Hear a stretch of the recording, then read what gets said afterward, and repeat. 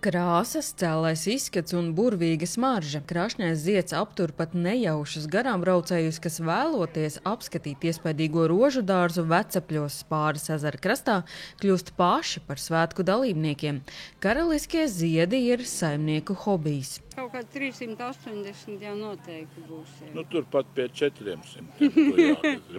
Jūs tā jaudīgi tad papildināt tās dobas? Nē, var tikai tik, cik ir rūma. Te jau vienā pusē ceļš, otrā ezers, baigi jau arī mums tā, bet cenšamies tā. Atradām vietiņu, ko atkal vajag labi iekārtot, un līdz ar to mums atkal kaut kur ir rozēm. Mini rožu svētku viesi klejo starp dobēm un ziedus iemūžina gan ar acīm, gan kamerās. Viens no viņa ierašanās mērķiem bijis papildināt pašiem savas dobes. Mēs lēnām, bet ļoti lēnām viņiem tuvojamies.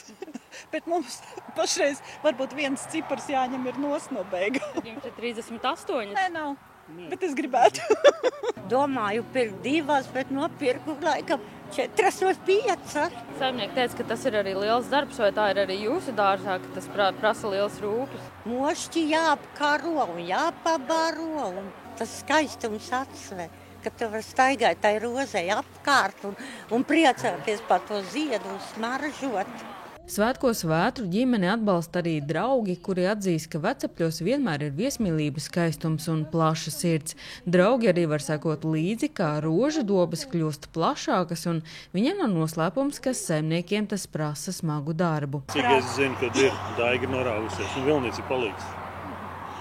Vilnīca ir tas, kas ir mākslinieks šai ziņā, un Daiga ir izpildītājs, bet viņiem kopā labi sanāk. Mums Štokros, tās ir mans mīļākās, tās ir ārkārtīgi grūti pārziemināt, ir grūti, bet tas skaistums jau atkal atsver to. Nav neviens brīdis tāds, ka viņš neziedētu. Ja vienmēr kāda no tām rozēm zied, kāda smaržo, tas ir pasakaini. Pērn mini rožu svētki ar ziedojumu atbalstīja Ukrainu. Šoreiz te palīdzēs audžu ģimenēm aizbildnībā un adoptētā ģimenēs uzņemtajiem bērniem.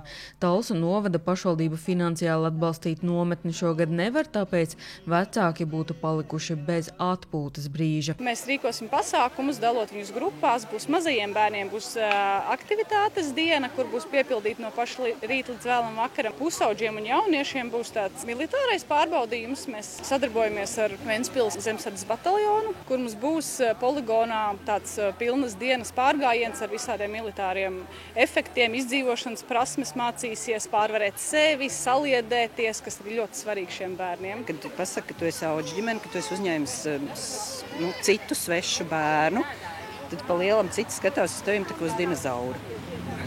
Tad citi skatās, ka tas ir finansiālu iemeslu dēļ, bet tas galīgi tā nav, jo, ka pasaka, cik ir tās finanses par to bērniņu, tu visiem acis ieplašās un atbraucot uz šādu skaistu vietu, un uz tevīm te neskatās tā kā uz no ledus laikmeta dinozaurijā. Savu svētku ideju Vētru ģimene plāno turpināt un jau 3. mini rožu svētkus svinēs reizē ar kempinga Vecepļi 25 gadu jubileju. Sanita Liepiņa, Arturs Reinholds, TV9 Pakalni.